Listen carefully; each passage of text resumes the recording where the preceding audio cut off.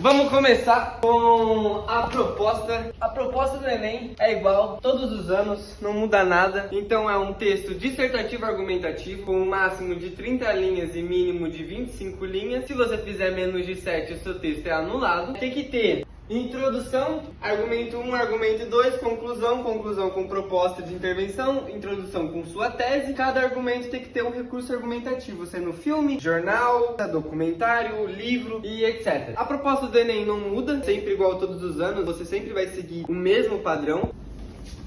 Galera, lembrando, a proposta de redação do Enem, você não pode dar o que você acha, não pode usar assim, eu acho errado, eu acho certo. No caso, você tem que deixar implícito e justificar. Então, se você colocar eu acho, ou qualquer outra coisa parecida, você vai ter a sua redação.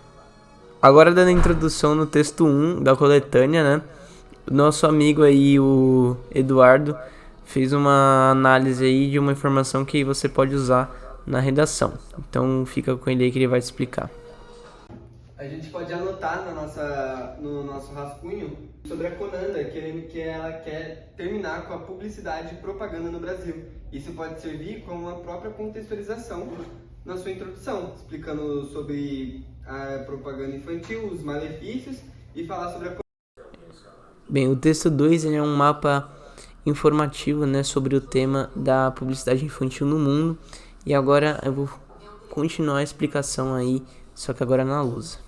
Então vamos lá. Ele é um mapa informativo, então daqui a gente vai ter um panorama mais ou menos do como é o Brasil, mundo, tá? A gente pode comparar a situação atual do Brasil com o resto. No caso aqui, a gente consegue ver que no Brasil, mapa falando sobre a publicidade no mundo, a gente consegue ver que o Brasil não tem regulamento na lei que implica, né, nesse fato da publicidade na criança. Então a gente já consegue ver o ponto negativo. Se a gente for analisar para os outros países da parte da Europa, como Reino Unido, Irlanda, França, Noruega, apesar de eles apresentarem propostas diferentes para abordar esse tema, são mais elaboradas. Por exemplo, na França, a gente não tem a proibição da publicidade infantil, mas, pelo menos, eles têm lá um alerta de que a publicidade ela é feita de forma boa, recomendando as melhores coisas para a criança, né? Então, como se fosse alimentação boa, sem exagero no uso de eletrônicos. Você consegue comparar, fazer uma comparação do Brasil com o resto do mundo, vendo que no Brasil a gente tem uma lei, uma constituição que não dá a devida importância aí para a publicidade infantil no país inteiro, né? Então agora vamos para o texto 3, aí depois a gente faz a análise do tema e fecha com o texto. Então bora lá com o texto 3 em mãos agora.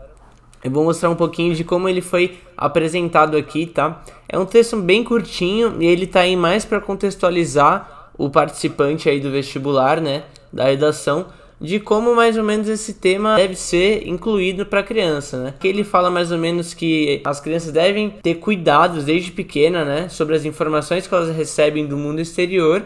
E os pais têm que ter a responsabilidade de saber meio que dividir e separar as informações que realmente devem ser apresentadas para eles e não de acordo com a idade, né? Esse cuidado vai ter como fruto o desenvolvimento aí de um consumidor que saiba como fazer a sua compra e não seja totalmente persuadido pelo mundo do marketing, né? Que é mais ou menos como funciona com as crianças que são vítimas desse mercado, né? Que quando crescem se tornam pessoas consumistas e acabam que entram num buraco sem fim aí do mundo do consumidor, tá? Então agora vamos para a última parte aí do vídeo.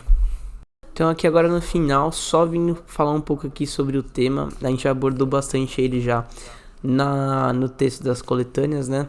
Mas é importante saber que quando você ler o tema da sua redação, você respire fundo e pense em todos os conhecimentos que você tem sobre esse tema. Então é muito bom você colocar ele essas ideias numa folha, organizar elas, para depois sim você colocar em prática na sua redação, tá? Colocar em prática aí na sua proposta de redação. Então é mais para dar uma explicaçãozinha de quando você lê o tema, você associar as ideias que você tem na coletânea e tentar desenvolver ali o seu pensamento a partir de uma ideia que você tenha no início. Então é importante que você pense por fases, tá? E não se embole aí no pensamento, né? Porque ficar nervoso na hora da redação eu acho que é a pior coisa que pode ter. Beleza, agora eu vou explicar o projeto de texto aqui sem ter preenchido ele, tá? Então vamos começar pela introdução. Dentro da introdução a gente tem que ter a tese, o posicionamento e a causa. Ou uma causa e uma consequência, tá?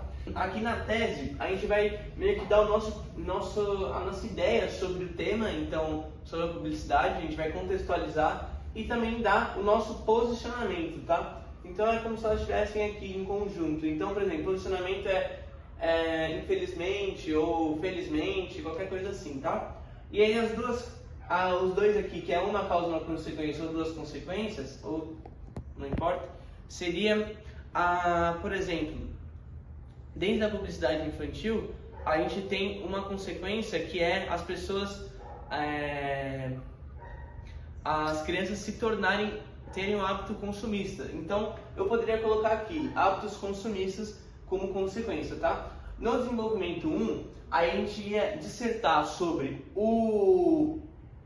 a primeira causa ou consequência, dando nossa explicação, tá? E fazendo isso com embasamento em recursos argumentativos, tá? A gente pode tirar esse recurso argumentativo da coletânea, do nosso conhecimento, como filmes, qualquer coisa do tipo, tá certo?